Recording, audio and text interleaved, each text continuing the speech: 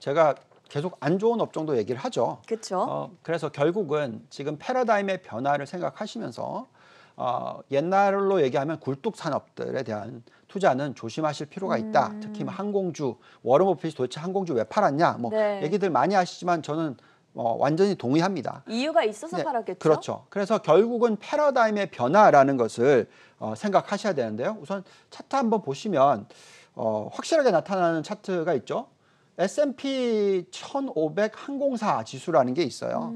보시면은 큰 폭의 하락을 했고요. 네. 반등을 일시적으로 하긴 했습니다만 또다시 빠지고 있어요. 그러네요. 예, 반대로 항공사 말고 줌비디오.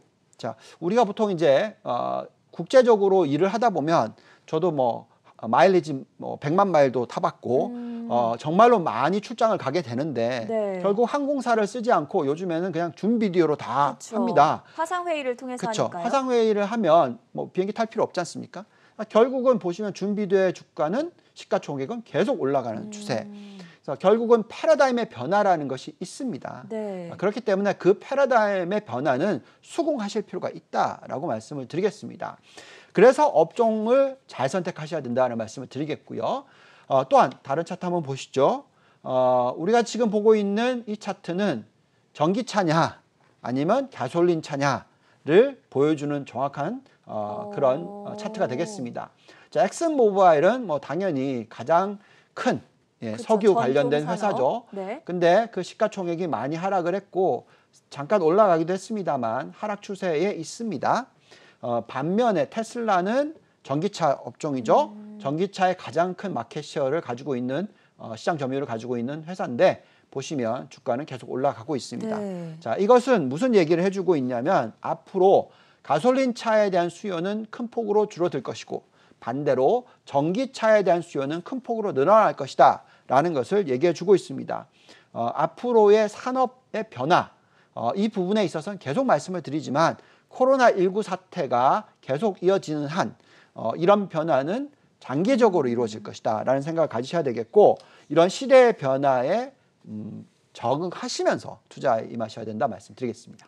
자, 지금 S&P 1500 항공사와 그리고 줌비디오 이렇게 뚜렷하게 극명하게 갈리는 부분을 보여주셨고 또 마찬가지로 전기차와 석유 관련주 엑소모빌과 테슬라도 뚜렷하게 갈리는 부분을 확연하게 저희가 느낄 수가 있었는데 관련돼서 이런 유망 ETF들은 마지막 장에서 다시 한번 체크를 해보도록 하겠고요. 오늘 이제 또 말씀을 드려야 하는 게 중국 증시가 5% 넘게 급등을 했습니다. 중국 증시에 대해서 여전히 신중하게 접근을 해야 한다라고 말씀해 주시는 분들도 계시지만 중국 투자가 이제 거품이 아닐까 하는 우려가 나와요. 너무 많이 오른 것 같은데 어떻게 보셨습니까? 네, 자, 중국에 대해서는 좀 자부심 있게 말씀드립니다. 저희가 굉장히 잘 짚어드렸다고 생각을 하고 있고요. 기억하시겠지만 2018년 말 때 투트랙 전략 말씀드렸고 2019년 3, 4분기 때 원트랙 전략 말씀드렸습니다. 계속적으로 심천지수 투자를 가장 적극적으로 하셔야 된다라는 말씀 드려왔었습니다.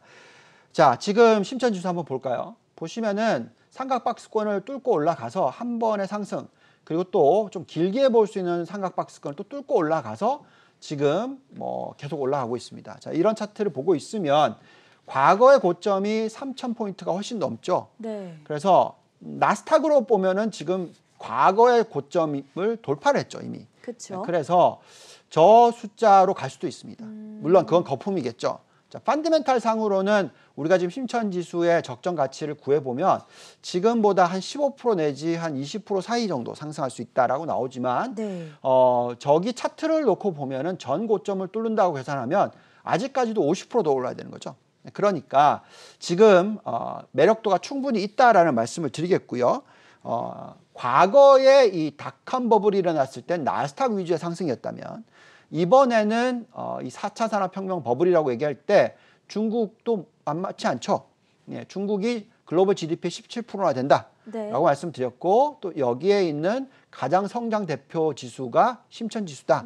그렇기 때문에 닷컴 버블의 재현도 가능하지 않을까라는 기대도 있습니다. 네. 그렇기 때문에 섣불리 심천지수 투자하셨으면 매도하지 않으시는 것이 좋겠고요.